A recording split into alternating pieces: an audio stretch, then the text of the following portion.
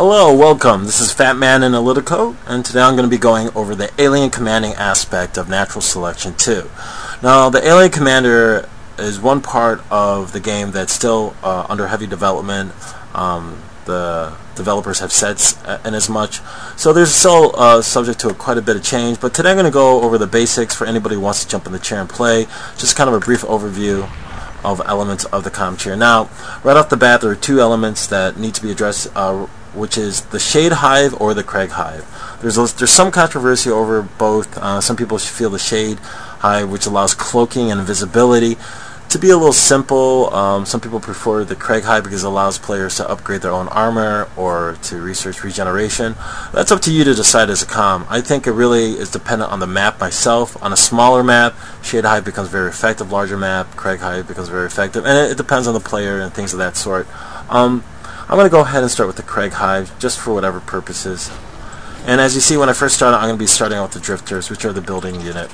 Now, in a previous tutorial, I did cover basically the systing element of the game, which is in order to be able to have map vision, I need to create sys. Sys also spread the dynamic infestation. In order to build anything other than another hive, I need the infestation to be taking hold and to be spreading in the area that I want to build that building. So, for example, I'm going to go ahead and build another resource tower. And along with that, I'm also going to go ahead and start building a secondary hive. Now, you'll see these things being able to build. For example, the sys is listed right here. You could also hotkey it to a Q. So you just hit Q. Okay, I thought I was going to seize, but I didn't for whatever reason. My nose wanted to tease me. I'm going to hit Q, and you can see that I'm allowed to sys. Now, often I do recommend sysing to whatever location you're going to be going to and past it a little bit, largely because if there's any Marines that are about to attack, you want to be able to anticipate any attack on those locations so you can tell the people you're playing with so they can go ahead and reinforce that location, protect it, defend it, whatever you need to have done. So I'll go ahead and have them make a second hive. And since I'm in since I'm in my own server, my own game, and I also activated the cheat command, which you get by typing in the console cheats with an S1, so cheats 1. It allows you to build things faster and also be able to do things at your own pace. I highly recommend it for anybody who's interested in learning about this part of the game. So I'm also going to go ahead and build a third hive as well. As you can see, the third hive is going up. Now, in order to build a hive, you do need these hive locations to be relatively under your control. See these little squares here? You also see it on the map as well. These gray locations over here, which right there's one, right there's one, right there's one. Those are the only places that you can build a hive at. So you can see the hives are going up in those places over there. Also, for gaining resource nodules, you do need to have these little resource nodes right here as well. And those basic elements are covered in an earlier introductory tutorial that I created on this channel that you're more than welcome to check out. Key elements for when you're an alien and you're in the chair is to spread the infestation over as much of the map that you can hold. Losing sys early is extremely annoying, and it hurts you because in order to spread sys or create drifters, I need energy at the hive, and you do have a limited amount that does take time to regenerate. And if you spend it all, it feels like forever for that to get regenerated.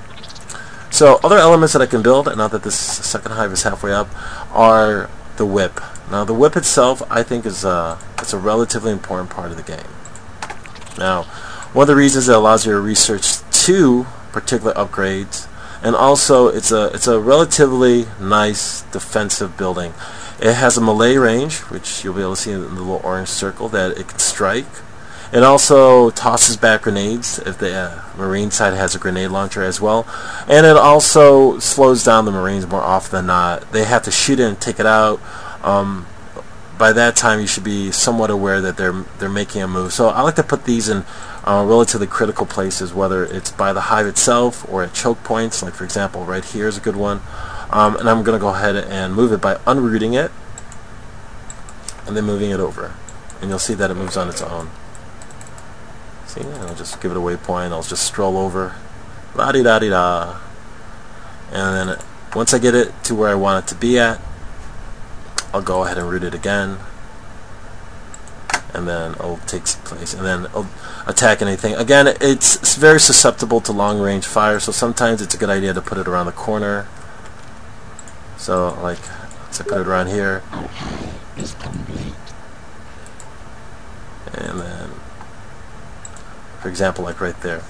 And then other things that the whip allows you to do is upgrades, like for example, Frenzy. Frenzy is an upgrade that allows you to, as an alien, the players on your team, if they use that upgrade, they are allowed to get health back per kill. Swarm is a very nice upgrade where you get extra damage if you have multiple players attacking that same target. So it's a great element to have if you have a nice team-based gameplay going on where people are working together quite a bit. You might want to research Swarm. As an Onos, it becomes very useful at the end of the game as well. Now that second hive is up, and you can see it's up when it's green, an unbuilt hive will be yellow, and this hive is also up as well. And then I'm going to go ahead and research the shade. Now once it's researched, you'll see the drifters pop. 3 drifters as well. And the shade is you can only build it when you have a shade hive up. Now with a Craig hive, you can build what is called a Craig, and the Craig is a healing building. What it does, it basically allows you to do 2 things. One is to heal. It's a passive heal, so anything that's within its vicinity, it does a heal over time automatically. It also allows you to do something that's very convenient, which is an Umbra. Umbra reduces the amount of damage with anything that's within the cloud or within the radius of the Crag itself, and I'll show you what that looks like in just a second. So if the hive is being attacked, or if there's a critical juncture like a choke point where you have one of these built, if you hit Umbra, it will basically produce a yellow spore cloud which reduces any damage taken. And you could also do an upgrade for both, and I'll show you what an Umbra looks like there. See, a little yellow thing right there, and you'll see it when I get out of the chair. That looks like a smoggy afternoon.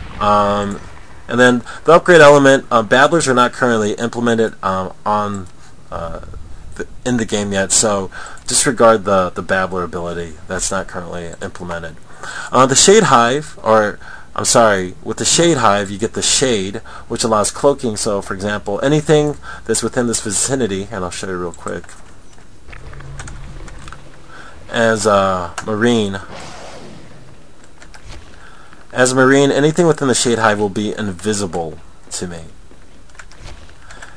if it's within the shade itself. So there's a shade, and as you can see, I can see it just fine, but I'm going to go through the console and do a switch. Now as a Marine, hold on a second.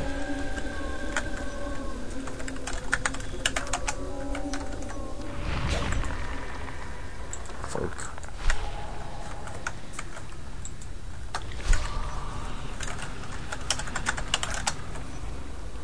See, as a Marine, you can see now that it is invisible. I'm sorry. There we go. So I will see these. Obviously, it's going to look pretty suspicious, but if I'm just walking through, if I'm on the bottom here, and if I'm just not very much paying attention, it won't look like anything's up in particular. So that's a very convenient passive thing to have. Upon taking damage, it will become visible. But I also want to note that whenever a Marine is near a shade hive, he's going to start hearing noises. You'll hear swipes, you'll hear bites. It's kind of a neat effect. It does make you paranoid. I've been a Marine plenty of times where I've heard that and jumped a little bit in anticipation of anything. So I'm going to go back to the alien, and also when you have a shade up, it allows the cloaking, which not only cloaks a building, but it also cloaks you as a player as well. The player itself will get this purple this color on his screen, kind of looking like you're underwater. That basically indicates that you're cloaked. And again, if you take damage or if you attack, it will decloak you. So that is the shade. Now the drifters also can build some other key elements. The whip, which I have down here, you can build whether you have a shade hive or a crag hive, those whips can be built either way. So that's something to keep in mind. Also, you'll see these down here. Now these are for the upgrades that the players themselves can choose. And I'm going to show you what each one of them looks like. In order to build this, to build a veil, I need to have a shade hive. In order to build a shell, I need a crag hive, which is this one. Now, for maximum upgrades, you need 3 of each of these. Each one of these does provide an upgrade, but to get the full benefit of the upgrade itself, you need to have 3 of each. So I need to build 3 of this, 3 veils or 3 shells in order to get the full upgrades. For just demonstration purposes, I'm just going to build 1 for now. And over here under the veil, you're going to see the question mark. What this is camouflage. Essentially, it's just an alien cloak. So once I research that, that'll become available to me. For the crag hive, I have the carapace. Carapace is basically extra armor for the alien. And regen is short for regeneration, which allows you to gain health as an alien. So that's those are 2 upgrades. Once they're selected and fully upgraded, as a alien player, I'll have them appear down here. Now with each hive that I get to choose an upgrade. So with 1 hive, I get 1 upgrade. With 2 hives, I get 2. With 3, I get 3. And I don't have a 4th hive up on this map, and on a lot of maps you can't get 4 hives. On this map, I can get up to 5 hives on Mineshaft, the name of this map. But currently only 3 hives up, so I can choose 3 upgrades, each of which allow my players or allows me to go ahead and, as you can see, I'm currently cloaked because I chose a cloak upgrade. And it allows me to utilize those upgrades as an individual player. Other than that, there's not too much that I really think I need to cover as an alien commander. Of the 2 calming, I would have to say that alien's probably the better one to start off with. The mechanics are a little simpler right now. They're still working on it. They've stated in as much. And also along with that, the alien commander at this point is more of a support unit. It allows you to kind of get a sense of what commanding is about. The responsibilities of like meting a player or putting a shield on a player like you would do with a comm isn't there, so there's less stress for you. And it's a slower pace, essentially allowing you to learn the maps and also understand how this mechanic works. So it's a really good way to introduce yourself to comming. A lot of people, I think, like to do aliens first to learn the comm part. In my experience, a lot of players who are being introduced to the comming aspect go aliens first because it's a little easier initially. It's not as much, I would have to say, like hands-on in the sense of you have to be, in order for Marines to win, they need a competent comm to med spam, shield, and ammo. Aliens don't have that part, so it makes it a little easier for you. Other key elements of an alien is to communicate. You do have to let them know more often than not where your creep or your infestation is going down. That part is very important to communicate, and also to get a general sense of what the Marines are doing. It makes it a lot easier to be a successful, victorious commander.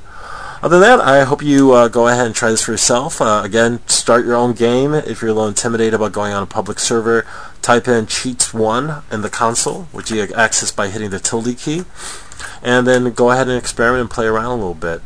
Other than that, go ahead and join me on this channel. I'll be creating more in-depth comming. I'm going to be talking about turret placement, specific map strategies. I'm going to also be making an in-game video about doing relocating the Marine base and also experimenting with dual upgrades and things of that nature down the road. So please stay tuned. I appreciate your time and thank you for joining me today. And thanks again, and I'll see you on the